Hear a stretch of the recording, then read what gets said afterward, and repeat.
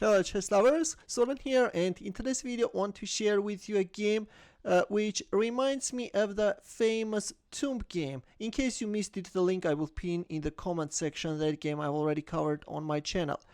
On the white side is a chess player from Bosnia and Herzegovina, Mehmedalija Dizdarevic, and his opponent is Australian chess master Igor Bjelobrk. This game was played back in 2001 at Australian Masters. Dizdarevic opened up with e4, to which Bjelobrk answered with e6. French defenses on the board, the classical variation, and we have the Steinitz variation. Advanced Steinitz, f4 c5, knight f3, knight c6, bishop e3. All this is standard stuff, and then black is developing his bishop, queen d2, black castled, white castled queenside.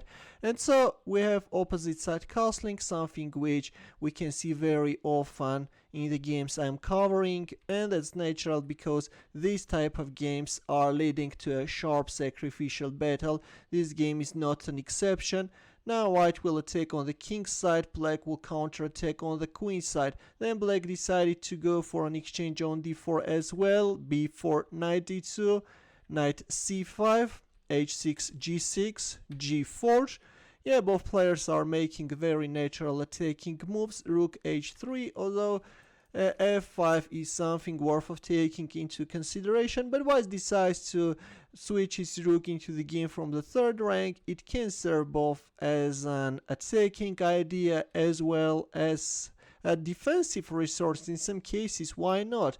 Knight e4, knight c1, bishop b5. Okay, black's French bishop is also jumping into the game. Knight b3, queen c7, moving back the queen and freeing the a-pawn's path. Meanwhile, the kingside rook is also coming, and since white wants to recapture on d3 with the rook, we have rook c1, a5. Yeah, time for the a-pawn to step forward. Knight d2, knight c5. Here Stockfish suggests knight c3 check, but it's not that the move is winning, it's just an alternative.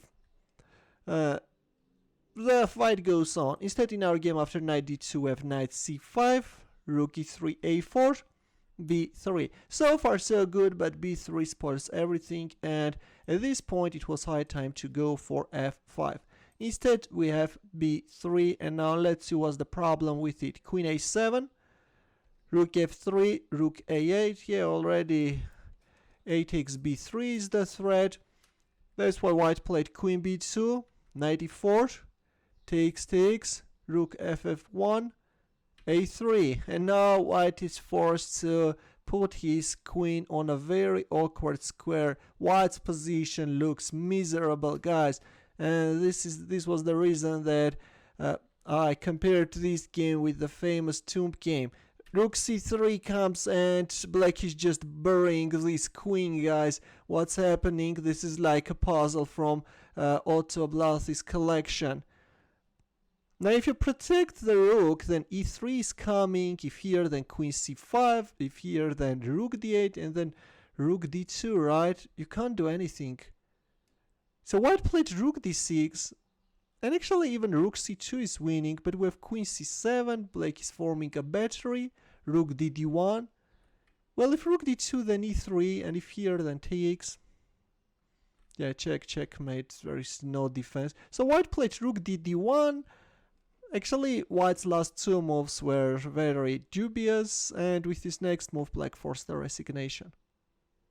Here we go, guys. Rook takes b3, put an end to this attack. If a takes b3, then queen takes c2, checkmate. This is simple. A good game by black, yeah.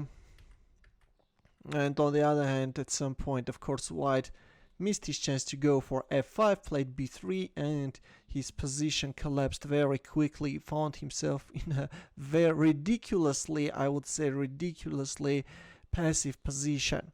As usual, in the end, let's solve a chess puzzle. It's white to move. The task is to win with the white pieces. We'll wait for your answer in the comment section. Thanks for watching. We'll see you in my next video. Take care.